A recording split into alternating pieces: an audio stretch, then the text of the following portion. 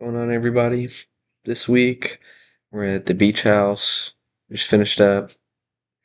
Got, what I'm saying? Got the bookshelf behind me. I'm looking very intellectual.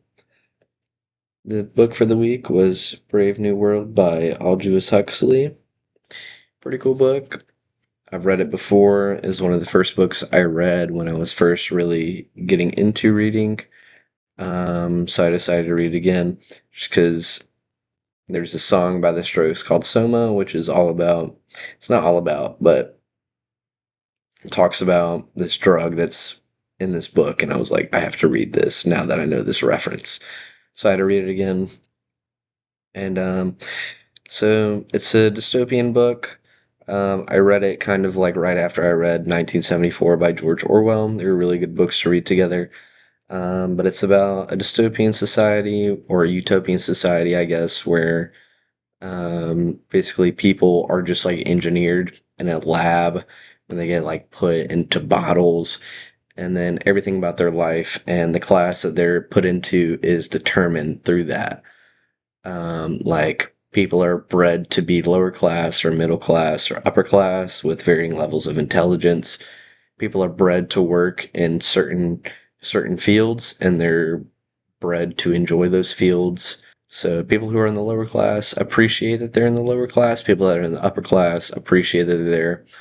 Everybody wants to be who they are, where they are. So it's a very dystopian, utopian society, and it's pretty cool. I felt like it was pretty straightforward in its messaging and what it wanted to get across. I thought it was pretty cool. The first time I read it, I remember it having like a really like eye-opening sort of impact on me. I was like, yeah, this is like crazy.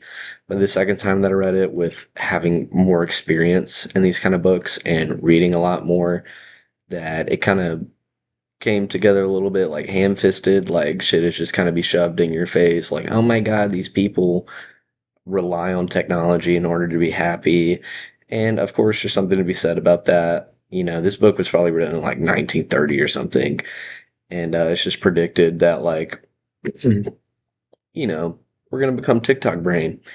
And that's basically all that this world is. It's just in Brave New World, the society is painted as being very lenient and reliant upon the luxuries that they're given.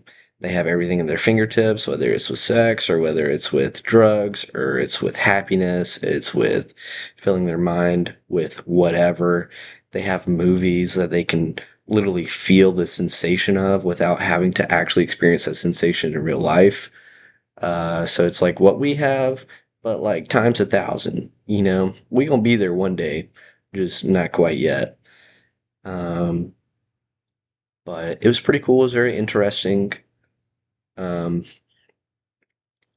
there's probably about three or so main characters. You have Bernard, you have Lenina, and then you have the Savage, and the Savage is named John. And my favorite character, who's kind of more of a side character, he's an absolute Chad. His name is Himholtz. He's super cool. I imagine he's like an alpha plus, and he's like this super jacked dude, at least to my understanding, and he's like really tall, and he's like a friend to Bernard, and he's really cool.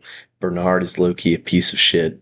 Like at first you kind of get to know him and you're like, oh man, this guy kind of gets it. Like he understands because he's different and he understands what is bad about society, and he has a different perspective, and he's very much more human-esque. He understands like why these things are wrong and why we should not be thinking this way, even though the entire society is conditioned to believe these things and believe that this is how the world should work. But Bernard doesn't feel that way. Bernard wants to be, he refuses to take the drug that they administer to everybody called Soma, which is just like ecstasy or something. I would assume that just makes you ignore everything, and it makes you ignore all the pains of reality and just sends you on a holiday, is what they call it. And Bernard refuses to do that because he would rather be more present with his individuality and with the things that make him sad, because it's part of being human is experiencing the bad with experiencing the good. So at first you're like, bro, like Bernard is Loki the man, until you realize that he's a piece of shit because like although he feels these things, like he is not confident in himself, and he looks to others for approval, and he also blames others a lot. And when he doesn't get the reaction that he wants from other people, he takes a different route. He'll just go to pouting and just like, professing about how he is so inferior compared to others, and that is very unfair. So Bernard is low-key a piece of shit, but him Holtz is the man. Lenina is just a woman, and she's one of the people that is conditioned by society and just completely believes it and doesn't want anything that is natural to exist in her life. The savage is a person that is completely devoid of the society that they are bred in.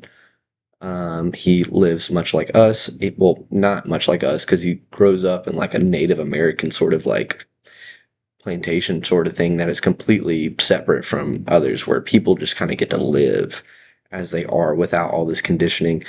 And seeing his perspective versus seeing the uh, the society's perspective is pretty interesting. They're very different, and there's some interesting arguments that are made towards the end of the book, about stability and instability and what leads to that, and a lot of cases about art and how art comes about, that I thought was pretty cool. But it definitely painted an interesting picture of what society could be, and like envisioning yourself in that within that society is kind of horrific, honestly. And I really liked its perception of that, and the concept of these people being literally bred and in these laboratories, and like people are twins and whatever, because they need to be like similar personalities to accomplish the same sort of job. So these people turn out with like same faces, same everything, same voice, same appearance, same thoughts, same actions. It's very interesting. And imagine like you were just surrounded by 10 people who had no idea what was going on, and like you just had completely contrasting ideas with them, and they were like, nah, bro, this is normal.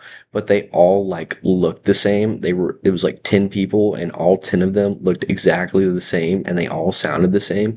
Like you would be tweaking for real.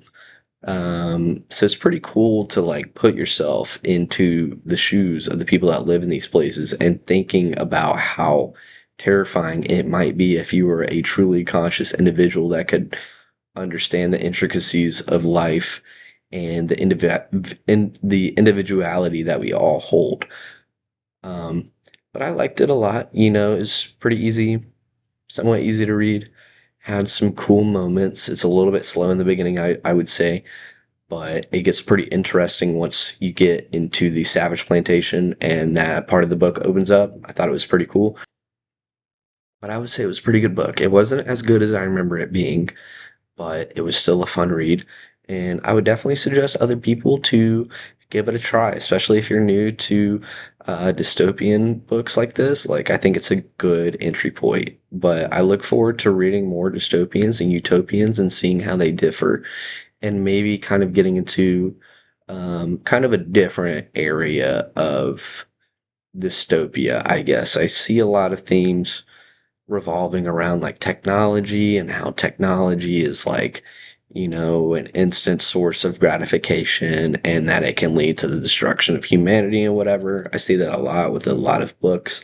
Like Fahrenheit 451 was a good example of that. Um, but I hope that I can find something else that presents a similar problem but approached in a different way. Like the source is different. So that's definitely something that I look forward to and hopefully finding one day. And, hopefully y'all will hear from me soon and that I find that. But yeah, man, just wanted to make this video to let y'all know what I thought about Brave New World by Aldous Huxley. Go give it a try if you haven't read it yet. Pretty solid book. Totally freaking read it. Yeah, man, I'll let y'all know what's going on with me in the near future. And I hope that y'all enjoyed this. Thanks for sticking around. And I freaking love you guys. And I'll see y'all soon. I'm also recording this on my laptop, because why not? Very fun. Okay, you guys. See you later. Goodbye.